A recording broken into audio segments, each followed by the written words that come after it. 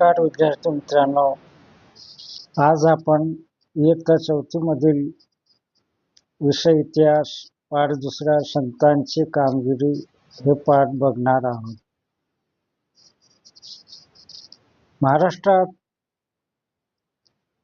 श्री चक्रधर, संत नामदेव, संत ज्ञानेश्वर, संत चोखामेळा या संतांपासून सुरू झालेली संत परंपरा समाजाच्या विविध स्तरामधून आलेल्या संतांनी पुढे चालवली. या संत मंडळीमध्ये संत गोरोबा, संत सावता, संत नरहरी, संत एकनाथ, संत शेख मोहम्मद, संत तुकाराम, संत निळोबा इत्यादी संतांचा अंतर्भाव होतो. त्याप्रमाणे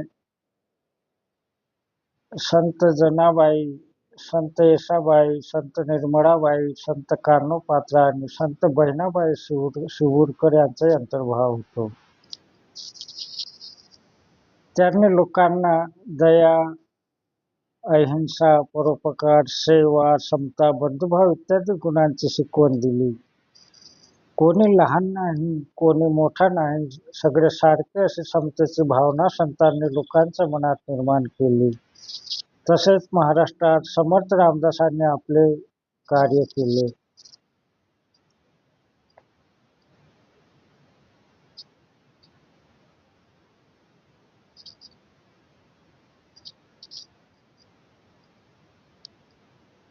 श्री चक्रधर स्वामी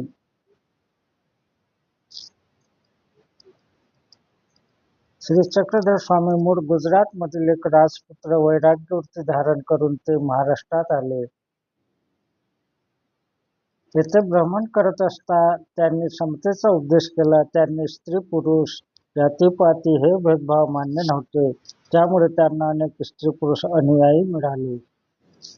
त्यांनी स्थापन केलेल्या पंथास महानुभव पंथ असे म्हणतात. श्री चक्रधर स्वामीचा आठवणीचा संग्रह म्हणजे लीळाचरित्र ग्रंथ. संत नामदेव विठ्ठलाचे निस्सिम भक्त होते. ते नरशी गावाचे राहणारे. त्यांनी अनेक अभंग रचले, कीर्तने केली व जनतेत जागृती निर्माण केली. त्यांना भागवत धर्माच्या प्रसारासाठी महाराष्ट्रभर संचार केला. त्यांनी लोकांना भक्तीची शिकवण दिली. धर्मरक्षणाचा व भक्ती मार्गाचा खंबीर निर्धार लोकांच्या मनात निर्माण केला. संत नामदेवांनी पुढे भारतभर प्रवास करून मानव धर्माचा संदेश पोहोचवला. ते पंजाबात गेले. तेथील लोकांनाही त्यांनी समतेचा संदेश दिला. हिंदी भाषेत पदे लिहिली. त्यांची काही पदे आजही शीख लोकांचा गुरु ग्रंथ साहिब या धर्मग्रंथात समाविष्ट आहेत. महाराष्ट्रात तर त्यांचे अभंग घराघरातून मोठ्या भक्तीने गायले जातात. संत ज्ञानेश्वर आपले गावचे राहणारे निवृत्तीनाथ व सोपानदेव हे त्यांचे बंधू. मुक्ताबाई ही त्यांची बहीण. त्यावेळचे कर्मठ लोक या मुलांना संन्यासाची मुले म्हणून नावे ठेवत. त्यांचे कारण असे, त्यांच्या वडिलांनी संन्यास घेतलेला होता, घर सोडले होते, पण पुढे गुरुच्या आज्ञेवरून ते परत घरी आले आणि संसार करू लागले. पुढे त्यांना 4 मुले झाली. हे त्या वेळच्या कर्मठ लोकांना मान्य नव्हते. लोकांनी त्यांना वाडीत टाकले होते. लोक त्या मुलाला छळ करत होते. ज्ञानेश्वर एकदा भिक्षेची झोळी घेऊन गावात गेले, पण कोणी त्यांना भिक्षा घातली नाही. सगळीकडे त्यांना वेडेवाकडे बोल ऐकावे लागले. त्यांच्या बालमनाला खूप दुःख झाले. ते आपल्या झोपडीत आले. झोपडीचे दार बंद करून आत दुःख करत बसले. इतक्यात तेथे मुक्ता आली. गवताच्या ताटीवर टिचक्या मारत म्हणाली, ताटी उघडा ज्ञानेश्वरा. अहो आपण दुःखी कष्टी होऊन कसे चालेल? जगाचे कल्याण कोण करील? जगाचे कल्याण कोण करील? बहिणीच्या उपदेशाने ज्ञानेश्वरांना हुरूप आला. दुःख विसरून ते कामाला लागले. ठिकठिकाणी गोरगरिबांचा, मागासलेल्या लोकांच्या धर्माच्या नावाखाली छळ होत होता. तेव्हा ज्ञानेश्वरांनी लोकांना कळकळीचा उपदेश केला.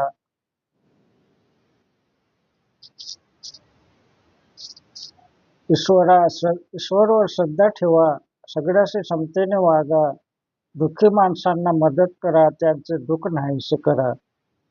त्यांचा उपदेश गेली 700 वर्षे महाराष्ट्राच्या कानाकोपऱ्यात एकसारखा घुमत आहे. त्या काळात धर्माचे ज्ञान संस्कृत ग्रंथात बंदिस्त होते.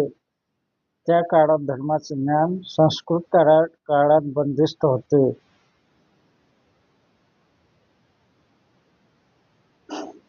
सर्वसामान्य लोकांची बोलण्याची व व्यवहाराची भाषा मात्र मराठी होती. ज्ञानेश्वरांनी मराठी भाषेतून ज्ञानेश्वरी हा फार मोठा ग्रंथ लिहिला. ज्ञानेश्वरांनी मराठी भाषेतून मराठी हा मोठा ग्रंथ लिहिला. धर्माचा ज्ञानाचे भंडार त्यांनी लोकांना खुले करून दिले. लोकांना बंधुभावाची शिकवण दिली. ज्ञानेश्वरांनी तरुण वयात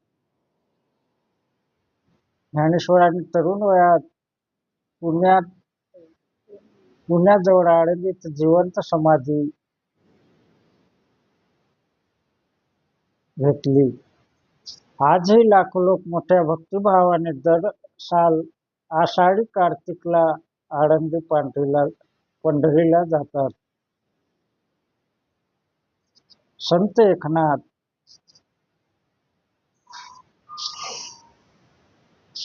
संत नामदेव व संत ज्ञानेश्वरांच्या कार्याची परंपरा संत एकनाथांनी पुढे चालवली. ते पैठणाचे राहणारे. त्यांनी अनेक भक्ती मार्गाचा प्रसार केला.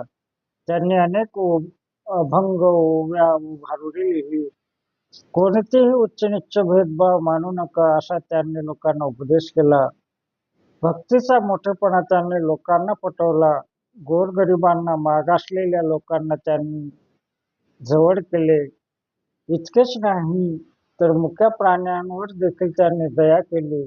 प्राणीमात्रावर दया करा असा लोकांनाही उपदेश केला.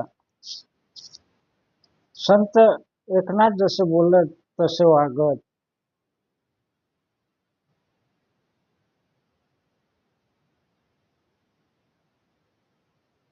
एके दिवशी ते गोदावरी नदीवर स्नानाला निघाले. दुपारची वेळ होती. ऊन रखरखत होते.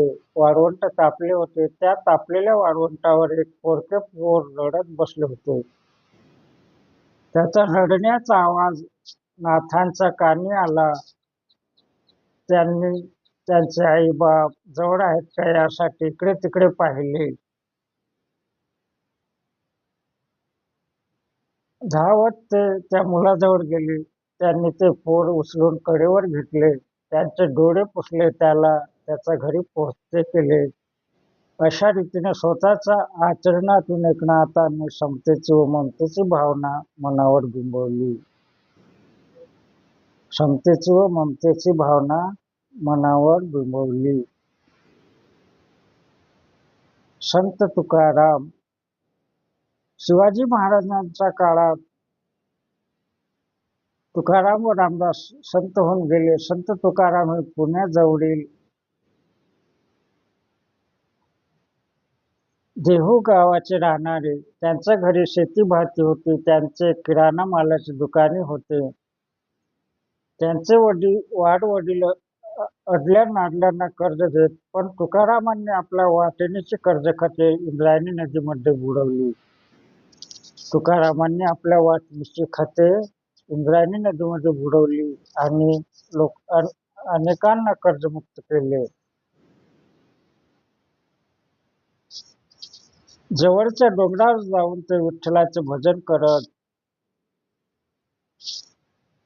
आषाढी कार्तिकला पंढरीला जात. कीर्तन करत अभंग रचत आणि ते अभंग लोकांना म्हणून दाखवत.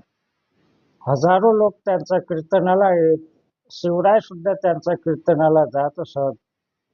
संत तुकाराम लोकांना दया, क्षमा, शांती यांची शिकवण देत. समतेचा उपदेश करत. जे का रंजले गांजले त्याशी म्हणे जो आपुले, तोची साधू ओळखावा देव तेथेची जाणावा.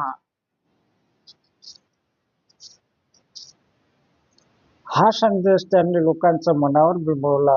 लोकांच्या मनात विचार जागे केले. लोक संत तुकारामांचा जय जयकार करू लागले. आजही महाराष्ट्रभर आपल्याला ज्ञानबा तुकाराम हा जयघोष ऐकू येतो. ज्ञानेश्वराचा ज्ञानबा असे म्हणतात. तुकाराम गाथा आजही घरोघरी वाचली जाते. कोणते ग्रंथ वाचले जाते आजही तुकाराम गाथा. समर्थ रामदास. त्याच काळात महाराष्ट्राचा कडेकपाळी जय जय रघुवीर समर्थ श्री रामदासाची गर्जना घुमत होती. त्यांचा जन्म मराठवाड्यात गोदावरीच्या काठी जांब या गावी रामनवमीच्या दिवशी झाला. रामदासाचे